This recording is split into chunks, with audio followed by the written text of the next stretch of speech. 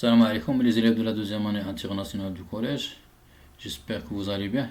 Dans cette vidéo, dans cette dernière vidéo, la quatrième vidéo de cette leçon, la proportionnalité et la fonction linéaire, on va voir la vitesse moyenne et le pourcentage.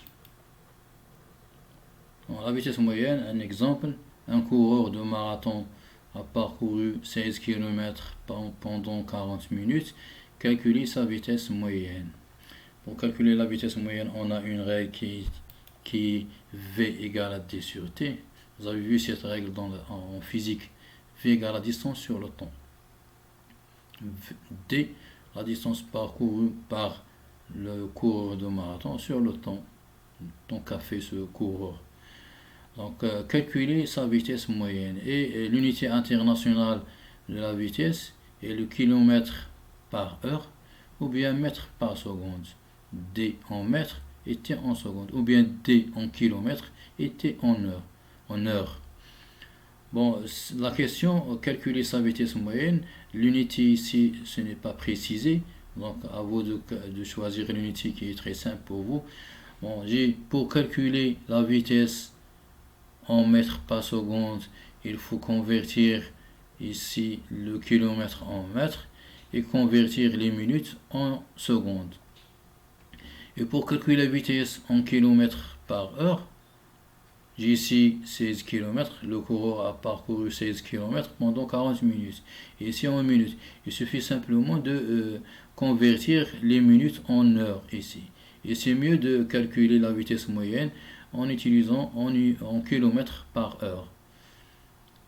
C'est une unité. Donc pour ce faire, on sait que V égale T, il faut convertir les minutes en heures. Et on sait que les minutes et les heures sont de grandeur proportionnelle. Les minutes et les heures sont de grandeur proportionnelle. 40 minutes, il faut la convertir, ces minutes, il faut les convertir en heures. 6 minutes et les minutes et les heures sont de grandeur proportionnelle. 60 minutes représentent une heure. 40 minutes qu'a fait le coureur pour parcourir 16 km représente T. J'ai écrit ici un T. Il faut savoir combien il y a d'heures dans 40 minutes. C'est la conversion de minutes en heures.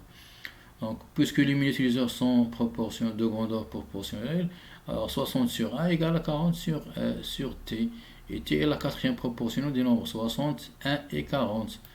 Donc 60 sur 1 égale à 40 sur T. Donc T égale à 40 fois 1 divisé par 60. T égale à 40 fois 1 sur 60. 40 fois 1 c'est 40 sur 60. Et je divise 40 par 20, j'obtiens 2. Je divise 60 par 20 et j'obtiens 3. Donc je divise le numérateur et le dénominateur par 20 et on obtient 2 sur 3 heures. Donc la V, la vitesse moyenne de coureur, égale à D sur T. D c'est 16 km. Et le temps c'est 2 sur 3 heures. 16 divisé par 2 sur 3, c'est 16 multiplié par l'inverse de 2 sur 3. Et l'inverse de 2 sur 3, c'est 3 sur 2. Et ici, 16 divisé par 2, c'est 8. 8 fois 3, c'est 24. Donc la vitesse moyenne du coureur est 24 km par heure. Le pourcentage, un exemple de pourcentage. Une classe de 40 élèves ont effectué un devoir de maths. 12 élèves ont obtenu la moyenne. La première question calcule le pourcentage des élèves qui ont obtenu la moyenne. La deuxième question, 20% des élèves ont obtenu une note inférieure à 5. Combien sont-ils? Bon, les élèves, le nombre des élèves et le pourcentage sont de nombres proportionnels. Le nombre des élèves et le pourcentage sont de grandeur proportionnelle. Donc, c'est mieux de faire un tableau de proportionnalité pour calculer le pourcentage et pour calculer aussi le nombre des élèves. Nombre des élèves, pourcentage. J'ai ici 40 élèves, l'ensemble des élèves est 40 élèves. Donc, 40 élèves représentent 100%. 40 élèves représentent 100%. 12 élèves représentent un pourcentage.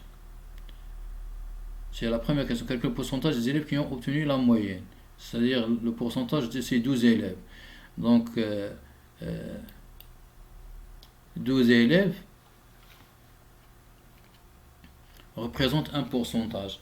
Ce pourcentage, il faut le calculer dans la première question. Si je nomme ce pourcentage X ou bien A ou bien Y, X égale, pour calculer X, X est la quatrième proportion de nombre 40, 100 et 12. Donc X est égal à 12 fois 100 divisé par 40. X égale à 12 fois 100 divisé par 40. 12 fois 100 c'est 1200 par 40 est égal à 30. Donc 30% des élèves qui ont eu la moyenne dans ce devoir. Donc 30% ont obtenu la moyenne. La deuxième question, 20% des élèves ont obtenu une note inférieure à 5. Combien sont-ils? Il faut déterminer le nombre des élèves qui ont une note inférieure à 5. Et qui représentent, ces élèves représentent 20% de l'ensemble de la classe. Bon, 20%, parce que j'ai ici 20% des élèves, et je nomme le nombre des élèves qui ont une note inférieure à 5, je le nomme Y ou bien X, ou bien A ou bien B. Je le nomme ici Y. Donc Y égale, puisque 40 sur 100 égale à Y sur 20, donc Y égale à 20 fois 40 sur 100. Y égale 20 fois 40 divisé par 100. 20 fois 40 divisé par 100. 20 fois 40 c'est 800. Divisé par 100 c'est 8. Donc le nombre des élèves qui ont une note inférieure à 5 sont 8. Donc 8 élèves ont obtenu une note inférieure à 5. Et c'est tout ce qu'il y a pour cette dernière vidéo. نتمنى لكم التوفيق والله يوفق.